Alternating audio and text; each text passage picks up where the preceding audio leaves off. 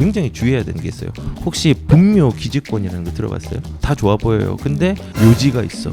내 땅에 어떤 사람이 묘를 심어 놓은 거예요. 그러면 땅 주인이 나가라 해도 못 나가요. 되게 심각한 거예요. 분묘 기득권이. 그래서 뭐 네. 임장에 대한 부분들이 그렇죠. 그 임장에 대한 게 여러 가지 조건들이 있는데 임장은 현장에 가는 거예요. 현장에 가는 건데 기본적으로 그 땅에 대한 사전 조사를 좀 하고 가야죠. 뭐 호재가 뭔지, 시세가 어떻게 되는지, 그거를 알아야 되는데 우선 임장할 때 좀 필요한 건 그거예요.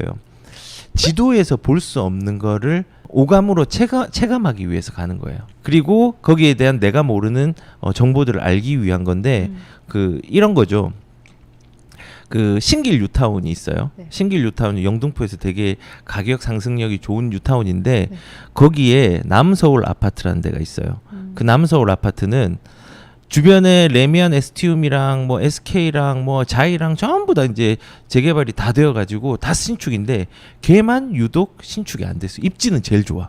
역세권이고. 근데 왜 안 됐을까요? 이해관계자가 너무 복잡하게 얽혀 있어서 사업이 지연된 거예요. 예를 들어서 남서울 아파트는 대지 지분이 17평짜리가 8평짜리도 있고 10평짜리도 있고 12평짜리도 있고 13평이에요. 나 똑같은 17평을 했는데 왜 이렇게 이해관계자 그 토지 지분 대지 지분이 다르지? 그뿐만 아니라 재건축 재개발을 하는 데 있어서 거기에 그 아파트랑 플러스 근생 시설, 근린 생활 시설, 점포주택이랑 뭐 다세대랑 이렇게 다 혼재돼 있단 말이에요. 그러니까 이해관계가 다르니까 서로 합의가 어려운 거예요. 예를 들어서 그냥 그 아파트 있는 사람은 빨리 새 집을 짓기 원하고 거기 이제 자기가 월세를 받고 있는 구조로 만든 뭐 이제 상가를 가지고 있는 사람은 나 새 아파트 필요 없다. 월세만 받으면 된다. 이런 이해관계가 얽혀 있거든요. 근데 그거를 현장에 안 가보면 잘 몰라요. 그래서 그 갈등 때문에 지연되고 그 지연되는 시간이 돈하고 관련돼 있어요. 그래서 내가 이거를 좀 짧게 가고 싶은데 이게 지연이 된다. 그러면은 문제가 되는 거고 길게 가고 싶은데 길게 갈 수 있다. 그러면은 이걸 좀 기다려야 되는 거. 그 판단 기준이 되는 거예요. 결국은 그 현장에서 어떤 그 정성적인 부분, 정량적으로 뭐 호재가 있다. 그게 아니라 그런 거 플러스 정성적으로 내부적으로 돌아가는 상황들을 알아야 되기 때문에 가는 건데 그런 거를 동네 사람들한테 물어보고 부동산에서 알아봐야 되는 거예요. 부동산이 지역 전문가예요, 사실은. 그 부동산에서 알아보고 한 군데만 아니고 여러 군데를 알아봐야 돼요.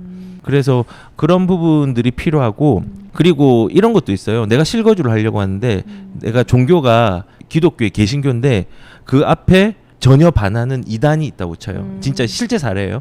근데 그게 아파트에 사람들이 그 이단에 있는 사람들이 많이 살고 그 앞에 초등학교에도 그 이단에 있는 친구들이 많이 있어요. 그런데 개신교는 사실은 뭐 종교에 대한 자유가 있고 서로 섞이는 건 상관없지만은 교리가 섞이는 게 되게 힘들어한단 말이에요. 그러면 실거주로 가면 안 되겠죠. 그런 섞이니까. 그래서 그런 거를 파악하기 위해서 부동산에서 정성적인 부분들, 지도에서 볼 수 없는 부분들을 파악하기 위해서 가는 거고. 그리고 내가 지도에 본 거를 확인하는 거예요. 여기 철도랑 되게 멀어 보이는데 되게 가깝네. 뭐 이런 것들. 그런 것들을 한번 파악을 하는 수단으로 첫 번째는 좀 삼으셔야 되고요. 더 중요한 거는 지역의 특징을 파악을 해야 돼요. 지역의 특징을 체크리스트로 파악할 수 없는 부분들이 있단 말이에요. 그 예를 들어 의왕에 보면요, 프루지오라는 옛날 아파트가 있어요. 지금 센트로 그 엘센트로 말고 그 앞에 있는데 걔는 행정구역이 하나는 의왕이고 하나는 평촌인데 두 개가 똑같은 연도에 똑같은 아파트에 똑같은 브랜드로 지어졌거든요. 근데 걔는 학교가 의왕 쪽에서도 오고 안양 쪽에서도 행정구역에서 와요. 그리고 가격 차이도 편차가 굉장히 커요. 그래서 이런 부분들을 그런 이제 지도에서는 뭐 정확하게 파악할 수 없는 건데 그런 부분들의 지역의 특징들도 사실은 뭐 부동산을 통해서 똑같은 맥락이지만은 파악을 하는 게 좀 필요하고요. 그리고 이제 현장에서 봐야 되는 게 저번에 그 장현지구 얘기를 했잖아요. 근데 장현지구가 다 좋아 보여요. 근데 거기 보니까 묘지가 있어. 그리고 송전탑이 있어. 그런 것들 주의해서 봐야 돼요. 더 이제 심각하게 첨언을 하자면 토지를 살 때, 산을 살 때 굉장히 주의해야 되는 게 있어요. 혹시 분묘 기득권이라는 거 들어봤어요? 되게 어렵죠. 이게 내 땅이 아니에요. 내 땅이 아닌데 내 땅에 어떤 사람이 묘를 그냥 심어 놓은 거예요. 그냥 거기 내 땅도 아닌데 했어요. 근데 평온하게, 이 단어가 중요해요. 평온하게 온전히 20년을 그냥 유지를 했어요. 그러면 땅 주인이 나가라 해도 못 나가요. 근데 더 심각한 건 뭔지 아세요? 거기에 묘가 있는지 모르고 개발업자가 땅을 샀어요. 네. 그 산을 샀어요. 그러면은 그 분묘가 있는 데를 빼고 개발을 해야 돼요. 빼고 개발 못 하잖아요. 그러면 이거 이 사람 지금 묘를 가진 소유주가 한 80세 됐으니까 돌아가시면 되지. 이게 승계가 돼요. 되게 심각한 거예요. 분묘 기지권이. 그래서 현장에 가가지고 그런 지역의 특징을 파악 못하고 개발을 해버리잖아요. 굉장히 큰 문제가 돼. 이건 판례로 그 관습상에 법에는 없지만 관습상으로 인정을 해주는 거로 결정이 된 거기 때문에 이런 부분들 파악 못하고 현장에 가서 하면은 굉장히 큰일이 나는 거죠. 되게 상식적으로는 이해가 안 되는데 약간 유교 사상. 그렇죠. 사실은 우리가 그 조상에 대한 어떤 예우도 있고 그 묘에 대한 죽은 사람에 대한 예우들도 있잖아요. 근데 그런 부분 때문에 이런 판례들이 관습상에서 결정된지 모르겠지만 결론적으로는 묘가 있으면은 산에 진짜 사람 안 닿는데 그냥 묘를 그냥 20년 동안 온전하게 있으면 그 묘에 대해서 인정을 해줘. 얘는 뭐 사실은 다른 터치도 없었고 아무 제재가 없었으니까 그래 너는 이게 묘가 있는 자리가 맞다라고 인정을 해주는 거예요. 아니 근데 산에 몰래 물론 이제 조상님을 몰래 와서 모시는 분은 없겠지만 그렇죠. 예전에는 그런 일이 있을 수도 있잖아요. 네. 이 산이 누구 산인지도 모르고 그냥 우리 네. 집 사는 집 뒤에는 산이니까 네. 그냥 가까운 곳에 모시자 해서 네. 산 중턱에 이렇게 모셨어요. 근데 자손들이 좀 게으르고 불효자야. 그래서 제초 작업도 안 하고 꾸미지도 않고 관리도 안 했어요. 그 수풀이만 우거져 있으면 사실 이게 묘지인지 아닌지도 모를 수도 있을 정도인 네. 곳도 있잖아요. 네. 그런데도 그러면 그런 게 적용이 그렇죠. 적용이 되고 만약에 개발 사업들이 진행이 되면요. 나중에 지작물 검사 같은 것들을 하는데 네. 그때 예상치 못한 묘들이 발견이 됐어요. 그러면은 그거 놔둬야 돼요. 되게 무서운 거예요, 사실은.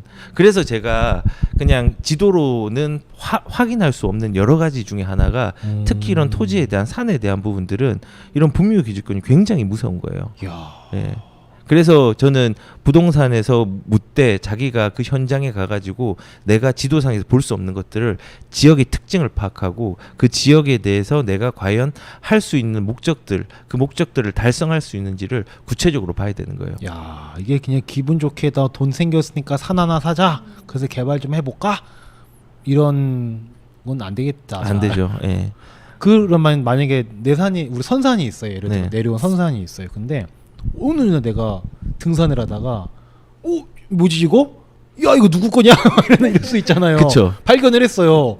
그럼 동사무소나 주민센터 가서 얘기해서 이렇게 처리 뭐 이렇게 해야 되는 거고 처분을 받아야 되나? 뭐 사실은 20년이라는 그래서 관례상에서 20년이라는 평온하게라는 단어가 중요하다는 게 아무 제재를 받지 않고 20년이 있으면 돼. 근데 한 5년 3년 있으면 권리 행사를 할 수 있지만은 그게 평온하게 20년이 흘렀다는 거는 제재를 받지 않을 만큼 거기에 그 둥지를 텄다는 거예요. 분명 기지가 이제 터를 만들었다는 거거든요. 네, 네. 그 터가 20년 정도 평온하게 있다가 완성됐다는 거예요.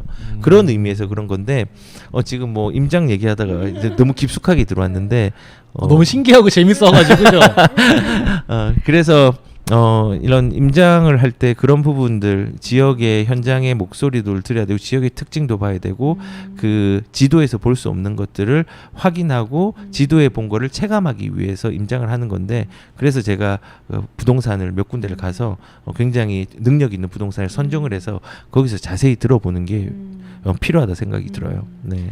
그럼 소장님 제가 그 장현지구에 그때 말씀해 주시고 나서 네. 관심이 있어서 좀 보게 됐었는데 네.